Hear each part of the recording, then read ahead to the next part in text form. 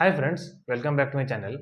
तो अभी S B I P O pre का रिजल्ट आ गया है और काफ़ी लोग पूछ रहे हैं S B I P O mains का डेट क्या हो सकता है। तो आपका अर्लीस्ट जो होगा वो अप्रैल एंड या फिर मोस्ट प्रोबेबली मई स्टार्टिंग होने वाली है। ठीक है, और एस बी आई क्लर्क तो इसी वीकेंड है। ठीक है, तो आपको ये वीडियो मेंस के लिए होने वाली है कि आपको मेंस के लिए क्या करना है और कितना करना है। ठीक है, आपको पूरा नहीं करना और कितना कर लेना है। ठीक है, जैसा कि आपने थंबनेल में देखा होगा, मैंने एक साल में 5 अटेम्प्ट्स 5 मेंस है मतलब मैंने क्लियर किए थे। ठीक है, RRB PO, IPS PO, SBI PO, IPS clerk और आरआरबी क्लर्क। इन सब में से आरआरबी पीओ और क्लर्क और आईपीएस पीओ और क्लर्क में मेरा फाइनल सिलेक्शन भी हुआ था। तो मैं अपने स्टूडेंट्स से बताऊंगा कि मैंने कैसे एक मतलब 5 मेंस क्लियर किया है और क्या क्या आपको करना है मेंस के लिए। ठीक है, काफ़ी लोग मेंस से थोड़ा डरे हुए रहते हैं। मेंस का सिलेबस मॉक्स जब देते हैं तो मतलब काफ़ी थोड़ा सा लगता है। ठीक है, तो इससे आप कैसे ओवरकम कर सकते हो, चलिए इस वीडियो में जानते हैं। देखिए, मेंस के लिए अगर मैं अगर आपको एक सबसे एक मेन बात बताऊँ, एक मतलब प्रो टिप ये है कि चाहे आपकी इंग्लिश और जीए वीक हो या स्ट्रांग हो, कोशिश आपको ये करनी है कि इन दोनों सब्जेक्ट का आपको जितना हो सके उतना करना है आपको प्रैक्टिस मेंस के लिए। क्योंकि ये दोनों आपके लिए गेम चेंजर काम हो सकता है, क्योंकि रीजनिंग और क्वांट जो है वो, ठीक है, काफ़ी बच्चे का ध्यान इसी में रहता है, रीजनिंग क्वांट्स। ठीक है, कि रीजनिंग और क्वांट्स में कैसे मतलब मेंस में मतलब अटेम्प्ट करना है, काफ़ी टफ रहती है दोनों सेक्शन। और अगर मतलब लेवल भी हाई है, मतलब मॉडरेट आ गया तो और अटेम्प्ट्स गिरते हैं। ठीक है, इसमें आप इसमें तो ऐसे भी अटेम्प्ट्स कम होते हैं। ठीक है, अगर आप रीजनिंग क्वांट्स से मेरी अटेम्प्ट्स पूछोगे तो मैं मतलब पीओ में 23-24 के अराउंड अटेम्प्ट्स रहते थे। ठीक है, और रीजनिंग में और क्लर्क में अवेले 30 के अराउंड पहुंचा सकते हो। ठीक है, लेकिन पीओ में मतलब 25 के अराउंड ही जाता है, उसके उसके ज़्यादा अटेम्प्ट्स आना वो थोड़ा सा मतलब बहुत रेयर हो जाता है। सेम क्वांट्स के लिए। ठीक है, मेरा खुद का मतलब 18-14 ऐसे अटेम्प्ट्स रहते थे पीओ मेंस में। क्लर्क में से 20 प्लस होता था। तो लेकिन एक चीज़ मेरी जब मैंने अपना सारे स्कोर कार्ड को मैंने एनालाइज किया था, तो चाहे वो पीओ मेंस हो या क्लर्क मेंस हो, चाहे वो टफ पेपर हो या फिर मॉडरेट पेपर, ठीक है, इंग्लिश का स्कोर मेरा हमेशा पीओ, चाहे वो पीओ मेंस हो तो 27-28 रहा है और क्लर्क मेंस में 30 के राउंड रहा है। ठीक, और इससे मुझे काफ़ी काफ़ी बूस्ट मिलता था। मेरा जीए चलिए बहुत ज़्यादा स्ट्रांग नहीं था, ठीक है, बट उस पर मैं इजीली सेक्शनल कट ऑफ तो क्लियर कर ही जाता था। और बाकी इंग्लिश से मुझे एक बूस्ट मिलता था। ठीक है, अगर जैसे पीओ मेंस कर आप देखोगे तो कट ऑफ पीओ मेंस के यहाँ पे 80 के अराउंड जाती है।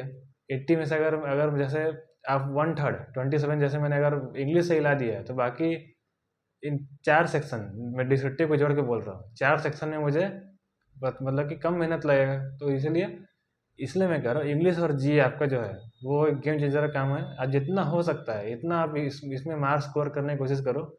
कोशिश करो कि क्लर्क में से 30 टच करने की और पीओ में से 25। अगर आप इसमें इंग्लिश और जीए मिला के अगर आप 50% ले आते हो, जितना आपको टारगेट है, जैसे आप मान लीजिए एस बी आई क्लर्क में टारगेट कर रहे हो 100, तो आपको 45 से 50 इन दोनों सेक्शन में आप अगर ले आते हो तो आपको एक काफ़ी मेजर बूस्ट मिलने वाला है। ठीक है, सेम पीओ मेंस में अगर आप 80 कर रहे हो तो 40 आपको इन दोनों सेक्शन से ले आना है। अगर आप इसको अच्छे से फॉलो करोगे तो आपको पता चलेगा कितनी अच्छी ये एक प्रो टिप है, क्योंकि काफ़ी लोग क्या, मेजोरिटी ऑफ कैंडिडेट्स रीजनिंग और क्वांट्स में लगे रहते हैं।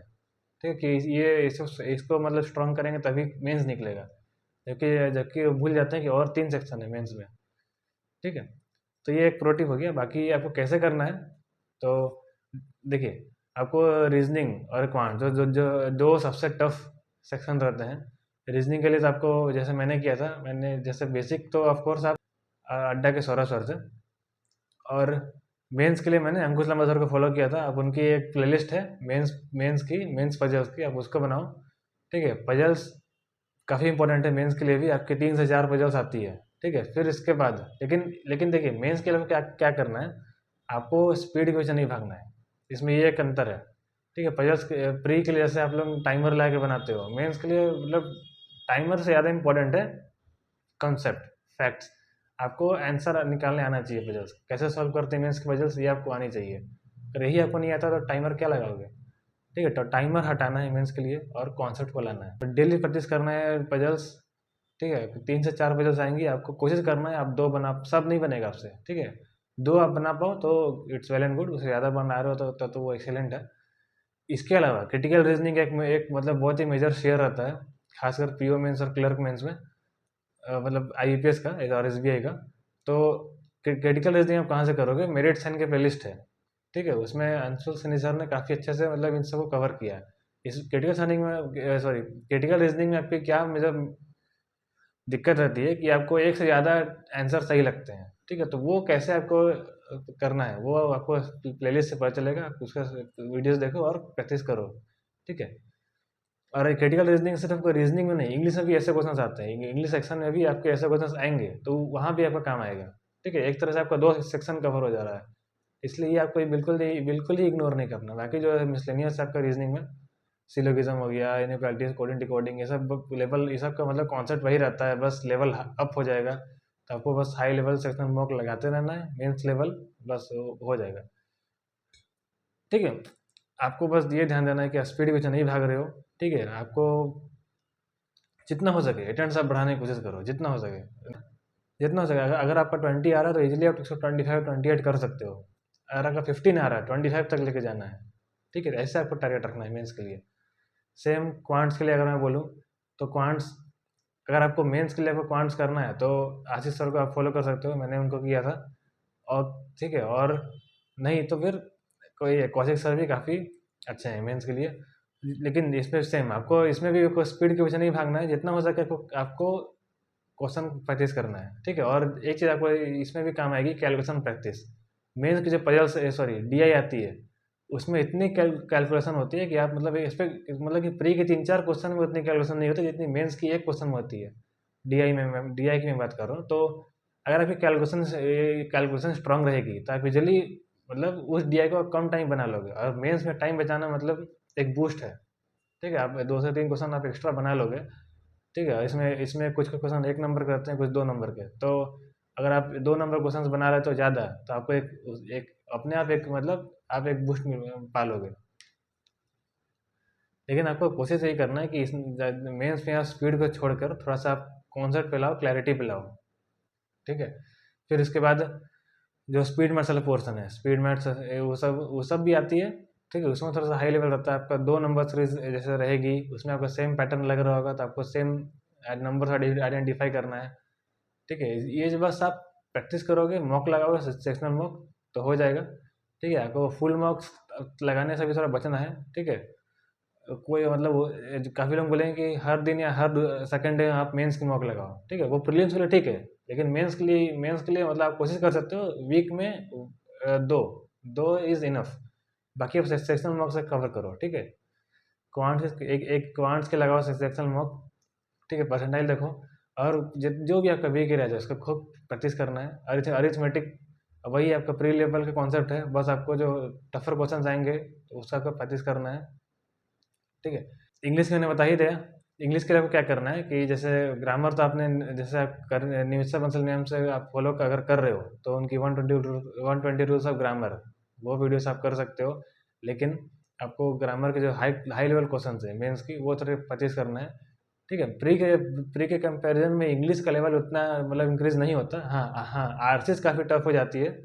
आरसीज आपको थोड़ा सा मतलब क्या लगेगा, एक अजीब सा लंबा चौड़ा पैसेज, मतलब आप भूल जाओगे कि आप पढ़ते पढ़ते भूल जाओगे कि आपने स्टार्ट कहाँ से किया था, ठीक है। तो इसलिए आरसी थोड़ा सा आपको ज़्यादा इंपॉर्टेंस देना है, ठीक है। मेंस की इंग्लिश में 2 आरसीज आती है, ठीक है, तो इसलिए आपको 15 मार्क्स वहाँ से मिलने वाले हैं। इसलिए आप आरसीज पे फोकस करो, एक्स्ट्रा फोकस। आप क्या करो कि नीचे पर रीडिंग करो डेली, एडिटोरियल्स पढ़ो, हार्ड हार्ड हार्ड हार्ड मतलब पैसेज पढ़ो, ताकि आपको इन पैसेज पढ़ने की, ये सब पैसेज पढ़ने की आदत लग जाए, ठीक है। ऐसा नहीं कि एग्जाम में पहली बार आपको वैसा हार्ड पैसेज आप पढ़ रहे हो, आपको आदत ही नहीं है तो आप फंस जाओगे, ठीक है। और इंग्लिश में जैसा मैंने कहा क्रिटिकल रीजनिंग का भी थोड़ा बहुत कॉन्सेप्ट है। फिर इसके अलावा आपको ये पैराजम्बल्स, वो भी थोड़ा सा टफ रहती है, तो उसका कर लोगे प्रैक्टिस तो हो जाएगा, ठीक है। आप यूट्यूब से ही कर सकते हो पैराजम्बल्स की, इसके लिए कोई आपको मतलब स्पेसिफिक कुछ करने की ज़रूरत नहीं है, ठीक है। ये सेक्शनल मॉक आप लगाते रहो। फिर एक आता है इंपॉर्टेंट सेक्शन जीए।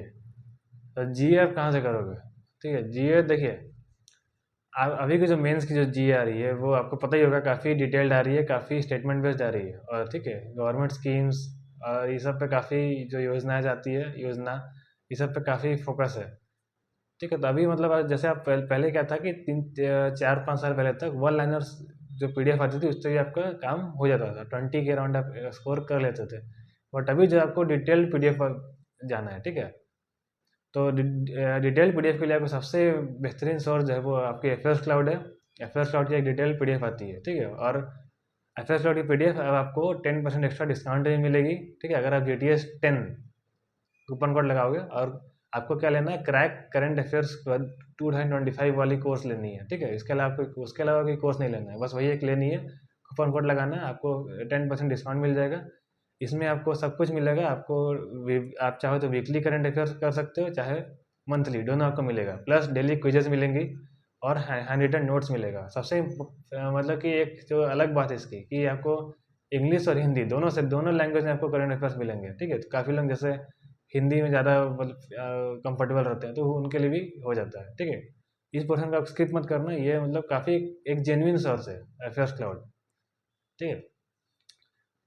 तो एफएस क्लाउड पीडीएफ अगर आप कर लोगे तो मोर और लेस आपकी जीए कवर हो जाएगी, बशर्ते आपको उसे 3 से 4 बार रिवाइज करना है, ठीक है। और बस मेंस के आप प्रिपेयर्ड हो जीए के लिए। उसमें आपकी करंट अफेयर्स तो कवर हो ही रही है, प्लस आपकी स्टैटिक जीके और बैंकिंग अवेयरनेस सब उसी कोर्स से कंप्लीट हो जाएगी, ठीक है। ये कोर्स मतलब कोई पढ़ाने वाला कोर्स नहीं है, आपको पीडीएफ मिलेगी, आपको हैंड रिटन नोट्स मिलेगा, आपको क्विजेस मिलेंगी, और ये 1 साल तक वैलिड रहती है, ठीक है। तो अगर आप चाहो तो परचेज कर सकते हो कूपन कोड लगा के GTS 10, ठीक है। और इसको आप 3 से 4 बार रिवाइज करोगे और जीए के क्विजेस लगाओगे तो आपकी जो जीए है वो भी कवर हो जाएगी। और अगर जैसे मैंने स्टार्टिंग में ही कहा था, जीए और इंग्लिश को अगर आप मिला के आप अगर 50% ले आ रहे हो तो आप मेंस में काफ़ी एक मतलब आप मान के चल रहे हो कि मेंस क्लियर करने वाले हो, ठीक है। बस आपको रीजनिंग और क्वांट्स ठीक रखनी है, ऐसा नहीं कि लेवल से कम रखना है। और डिस्क्रिप्टिव एक रह गया है, डिस्क्रिप्टिव में देखिए आपको क्या करना है, खासकर पीओ मेंस में आती है जो लेटर और ऐसे आती है, उसके लिए आपको क्या करना है कि जो लास्ट 5 ईयर्स की जैसे, ठीक है, आप गूगल में लिखना लेटर ऐसे topics for SBI PO mains IPS PO mains, ठीक है, आपकी एफएस क्लाउड की काफ़ी आ जाएगी, ठीक है। आप उसको हर जितने भी टॉपिक्स है उन सब पे कैसे लेटर प्रैक्टिस करो, कीबोर्ड पे कोशिश करना, अगर आप अफोर्ड कर सकते हो तो कीबोर्ड से टाइपिंग करना कंप्यूटर पे, या फिर अगर आपके पास कंप्यूटर नहीं है तो आप कोशिश करो कि मतलब कि वीक में 2 से 3 बार आप कैफ़े में जाके 30 मिनट्स का आप एक लेटर और एक ऐसे लिख के तो अपने आप को प्रैक्टिस करते रहो, क्योंकि अगर, ठीक है, लेटर ऐसे तो चलिए आप कोई भी लिख लेगा, ठीक है, जिसने भी अच्छे से 8 तक पढ़ लिया आप लेटर ऐसे तो लिख ही लेगा। बट वहाँ आपको दिक्कत क्या रहती है कि आपको कंप्यूटर पे लिखना है, प्लस वो जब वो सेक्शन शुरू होता है तो आपको खिटपिट खिटपिट बहुत होती है, तो उस माहौल में आपको लिखना है, तो वो थोड़ा सा आपको कैफे का इन्वायरमेंट आपको थोड़ा सा वो इन्वायरमेंट से आपको मतलब रिलेवेंट करा देगा, ठीक है। तो इसलिए आप कोशिश करो कि मैक्सिमम मैक्सिमम प्रैक्टिस आप कंप्यूटर पे करके जाओ, ठीक है, ताकि वहाँ पे कुछ भी आपको नया नहीं लगना है। तो ये थी एक मेंस के ऊपर वीडियो, ठीक है, और इसमें मैंने बताया कि काफ़ी मतलब कि कैसे मैंने क्रैक किया मेंस, ठीक है। और जिनका भी SBI है वो इस वीडियो के बाद ज़रूर देख के जाएं, और पीओ मेंस के लिए आप इसका ज़रूर फॉलो करो, ठीक है। और जिनका इस साल नहीं निकला है कोई एग्ज़ाम और अगले साल के लिए फोकस कर रहे हैं तो उनके लिए RRB की जो स्ट्रैटेजी है RRB पीओ की वो मैंने बता रखी है, तो आप स्क्रीन पर जो दिख रही वीडियो है उस पर क्लिक करके आप देख सकते हो, बुक्स की वीडियो आपको मिल जाएगी। मिलूंगा आपसे मैं उसी वीडियो में, तो bye bye, all the best.